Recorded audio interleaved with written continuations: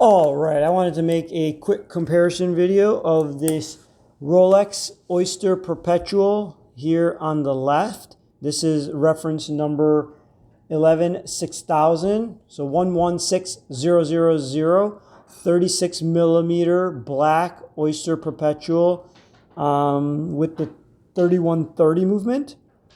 And here on the right, we have a Rolex Explorer, the new version, 36 millimeter, reference number 124270. It uses the 3230 movement, so it's the updated movement in here, and they're both 36 millimeters. Power reserve on this Explorer is 70 hours. I think power 3130 movement. The power reserve on this Oyster Perpetual is 48 hours. It never bothered me, so I mean it has more power reserve, but it's okay. I mean, moving on to the comparisons, this Oyster Perpetual on the left has more of a classic look, and this one has a little bit more of a modern look. I'll get into why that is in a second. Let's see here. All right, and then regarding case thickness, this is this new Explorer's case thickness is 11.5 millimeters, and this one is, I want to say, a little bit about 11.6 or 11.8. So flick thicker, not really noticeable. They both have 100 meters of water resistance. They both have screw-down crowns. They both have the twin lock. What's it called? Twin lock system for water tightness. All right, so that's about the dimensions. They both are 20 millimeters across here, 43 lug to lug. In spite of them having just about the exact same dimensions, they wear and they feel differently, and I'll go into why. All right, so let's start with the crystal. There are differences. So both of these have sapphire crystals. They're both raised from the bezel, as you can see there. The one huge difference between the crystals is this one has anti-reflective coating. The Oyster Perpetual does not. And I think you can see it right there. Right there, you can see how you can look straight through the Explorer. And it's really apparent. It's really apparent in just while I'm holding them that this does have anti-reflective coating and this doesn't. It lends this one to be a more shiny watch. So this catches light and reflects it a lot better. Moving on to, so that's about the crystal.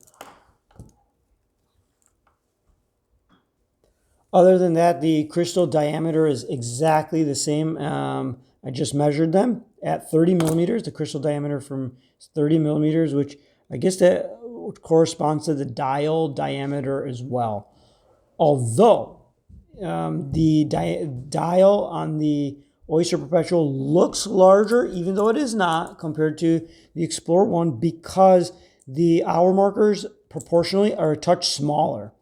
Anyways, let's move on to the handset, or I'm sorry, the bezel. So this has a flat bezel on the Explorer.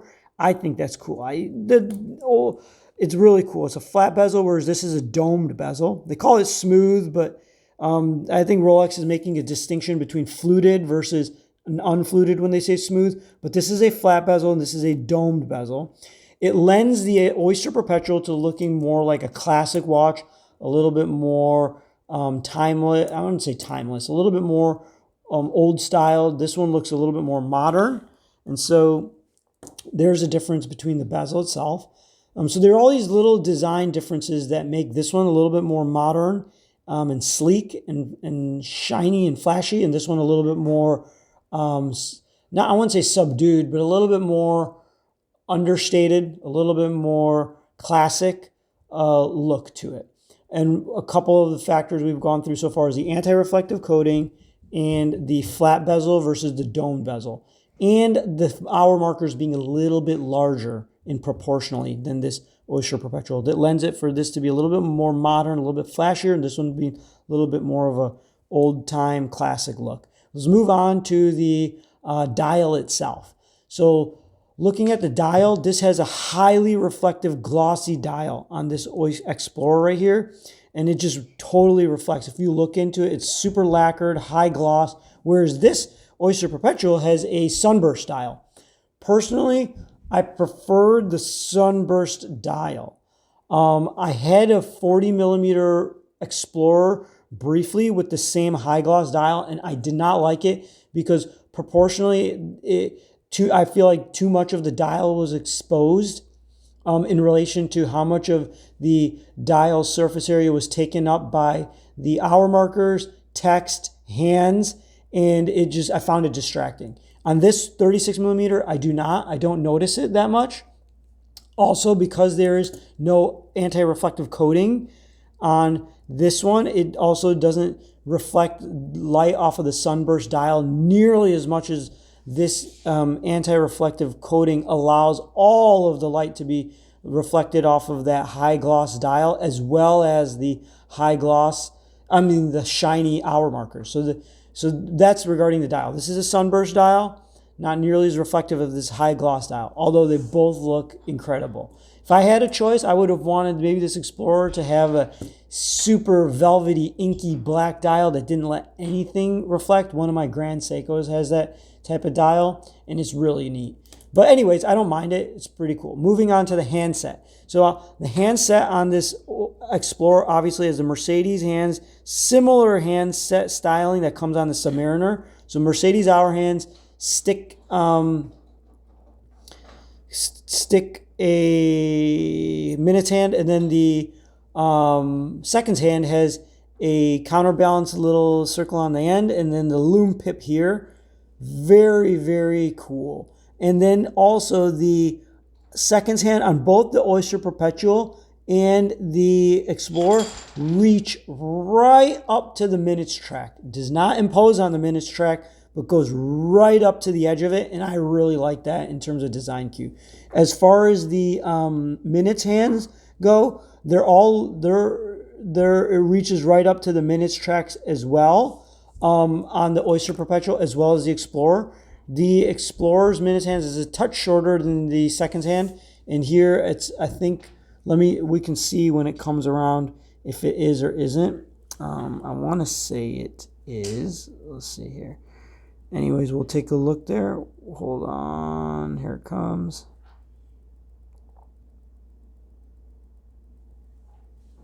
And yup, I want to say maybe the same, or if not, a flick shorter, but you can't hardly noticeable. Lume. All the hour markers are lumed on the Explorer. All the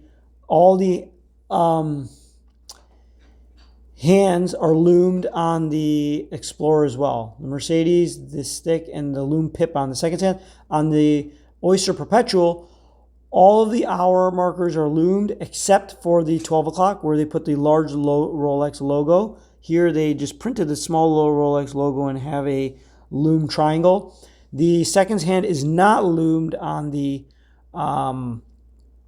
Oyster Perpetual. Now, another thing, since we're talking about lume, is this Explorer uses the Chromolite lume, the blue Chromolite lume, whereas this one, I think, uses the old Super Luminova, but I'm not sure what they use, but I don't think this Oyster Perpetual uses the same lume as the Chromolite. This is before Rolex brought the lume in-house.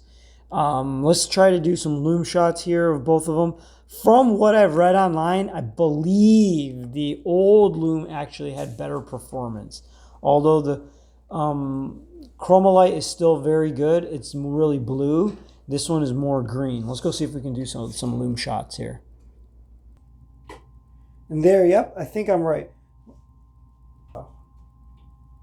There you can see the green on the left and the blue on the right. So I think I'm right about the different lume composition. Enough. And you can see that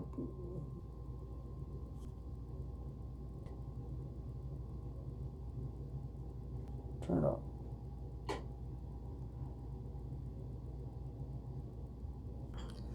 So there you just saw the lume super blue on the new Explorer, and this one had that more greenish thing. So I think I'm right about that. Not entirely sure, but you can see the looms are definitely different, but they look great on both. 369 loom up, all the batons loom up. So just this one's just missing the 12 o'clock and seconds hand. All right, moving on to the case itself. Obviously, I said they're both screw-down crowns. They're both 100 meters water resistance. They both use the twin lock system. Now, the case itself are actually different. So if you look at the lugs very closely, you can see that the lug itself is thicker on the Oyster Perpetual compared to the Explorer on the right. And that lends the styling to be more boxy and more classic looking on the Oyster Perpetual. And on the Explorer, it looks a little bit more sleek and modern because it really thins out. Either way, they're both 20 millimeters across here, 36 from top to bottom. But you can just see that styling difference. On the sides, there's not much difference there. I'll get into the bracelet differences. But they're going to wear very similarly. But there are differences. Now, moving on to the bracelets, they both start 20 millimeters and then they taper down. I want to say they taper down to 14. I know this one tapers to 14. Let me see here. They both taper. Yeah, let me just double check that real quick. Yeah, they're all solid end links. They both taper down to 14, and then the clasp itself is 16 millimeters in thickness. Now let's talk about the different clasp styles. This has two features, one that's cool, one that is okay, but the clasps themselves, this has the just single clasp deployment on the Oyster Perpetual. You just flip it up and it comes right off.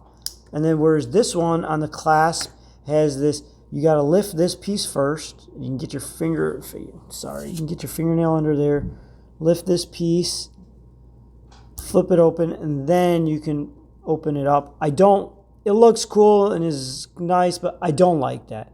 I've worn this for years. I've never had a problem with this coming apart with this flip part, but it is what it is. It has that. One benefit is you do get a raised Rolex logo on the clasp, whereas this is just a milled in. It's like ground in.